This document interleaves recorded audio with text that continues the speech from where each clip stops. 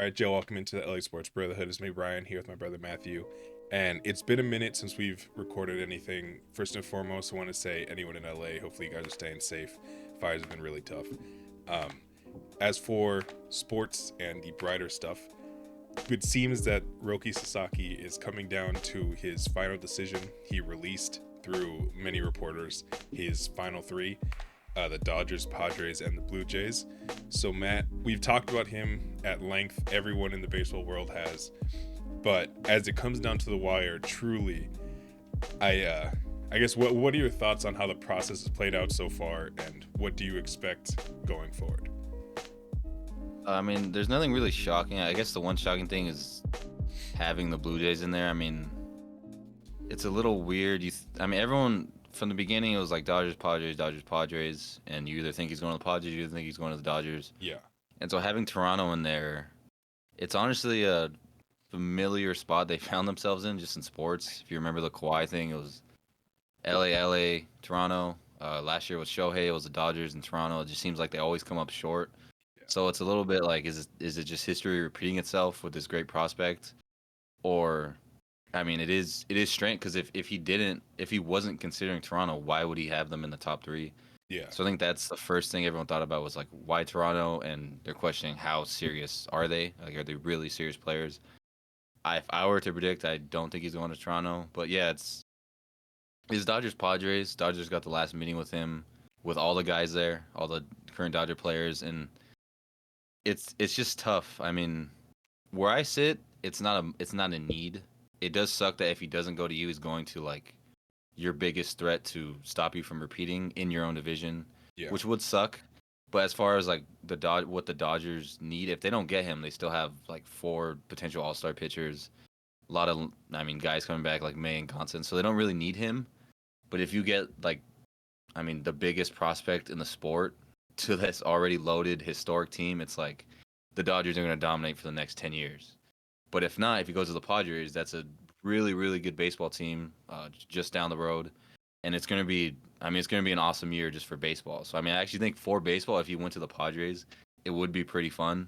But as a Dodger fan, obviously, I want him to come to the Dodgers. And the way I'd put it, I guess, for like predictions, I feel like if I wasn't a Dodger fan, I would be thinking he's going to the Dodgers because I mean it just makes the most sense. The Japanese players there, it's going to be given the best opportunity to win. They develop pitching, it puts them the best opportunity to be in a six-man rotation.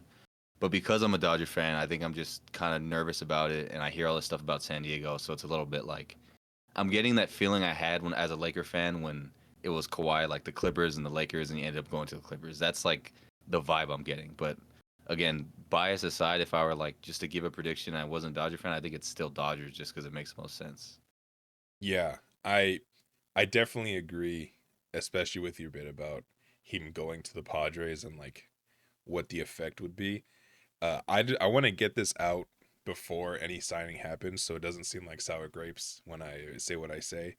I don't want him on the Padres, but I'm fully comfortable with him going there because one, Dodgers are still very clearly better than them, but two, it is undeniable how fun it is watching them play against each other, and having another like added layer to that. I don't know. I love the Dodgers with all my heart. But right below that, I love baseball in general. And like it's just really fun. And baseball doesn't really have that like actually I shouldn't say that. Baseball does have that now because they have the Dodgers and Padres and the Braves and Phillies the last couple of years. Like the interdivisional rivalries are awesome. And yeah, either but besides me saying how much I wanted to go to the Padres or whatever that sounds like, obviously I want him with the Dodgers. The part of me that wants like this crazy superpower competition is overshadowed by the part of me that wants the Dodgers to dominate the league for a decade plus. And I think Roki definitely puts us in a position where that becomes even more possible because the this roster is not old, but it's not young. Like all of our big three over 30. I'm not saying they're old or gonna go get washed up anytime soon, but that's just the reality. Shohei's 31 this season, like he's going into his age 31 season. I'm pretty sure, maybe no 31. So like you want you always just need to keep restocking and putting like shuffling in at the bottom of the depth pool people that are young that can come up. Roki's young, Yama's still young. Glass now and Snell, this is they're around for a while, but they're like older. So yeah, it just I think beyond just on the field, having someone that could like really carry the mantle going forward, like projecting far into the future, is super important. So I think that's like would be the biggest impact of Roki beyond even this year. Yeah, it is really interesting that like I mean the way you would like present it to a non-baseball fan is you have like this dominant team trying to form a dynasty who's clearly better than everyone else, but specifically the Padres. And it's either they become more dominant or the Padres get this stud and they can kind of it doesn't even it out because the Dodgers are still better and kind of every rotation, bullpen, just everything they're still better, but they kind of even it out a little bit. And so I'm sure every human that is not a Dodger fan wants them to go to the Padres. But yeah, either way, it'll be fun. As far as let's say he does go to the Dodgers, what to expect out of Sasaki? I'll ask you, but I'll answer first. I think kind of with Yamamoto, just kind of ease into it. Maybe get shelled. Maybe they get to his fastball early.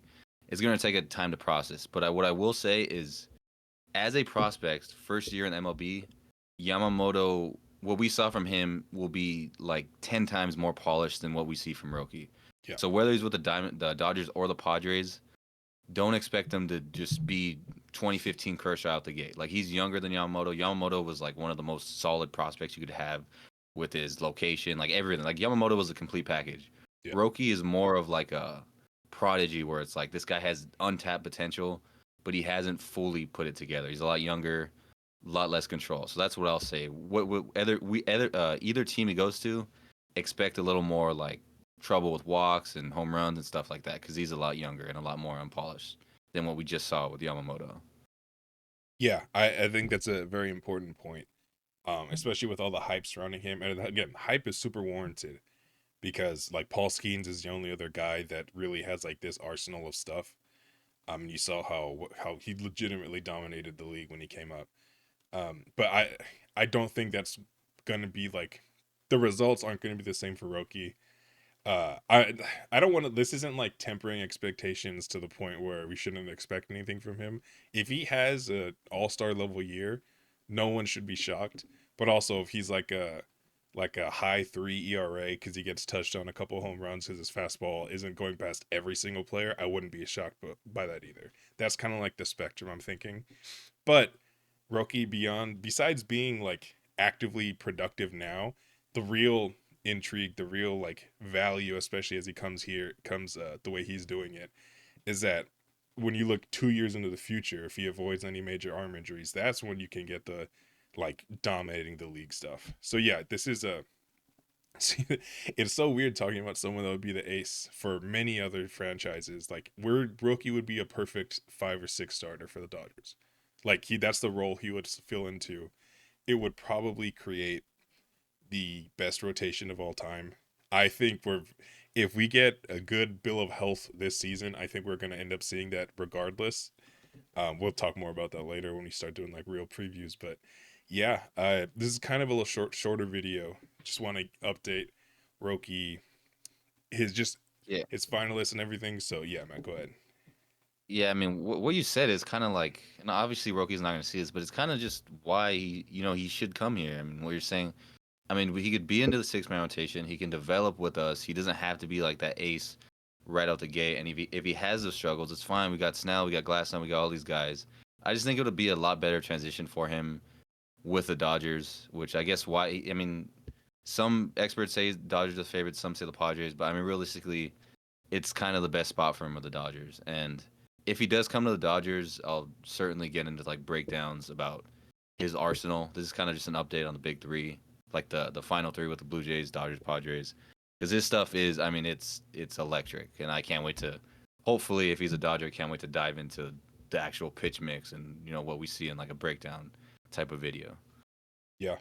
Yeah, like we're saying, this is a short little update, but that's the kind of prospect Roki is. It kind of necessitates constant conversation because when that ball drops, whether it's to the Dodgers or to anyone else, we will be back on here because this is it's a big deal. It's a potentially franchise altering signing, and that's not super. That's not really thrown around a lot, especially for a guy that would be on a minor league contract. But I don't think it's hyperbole, especially for the franchises that are involved. So yeah, thanks so much for watching. Again, everyone in LA, hope you guys are safe. We'll be here with more stuff. Go Dodgers.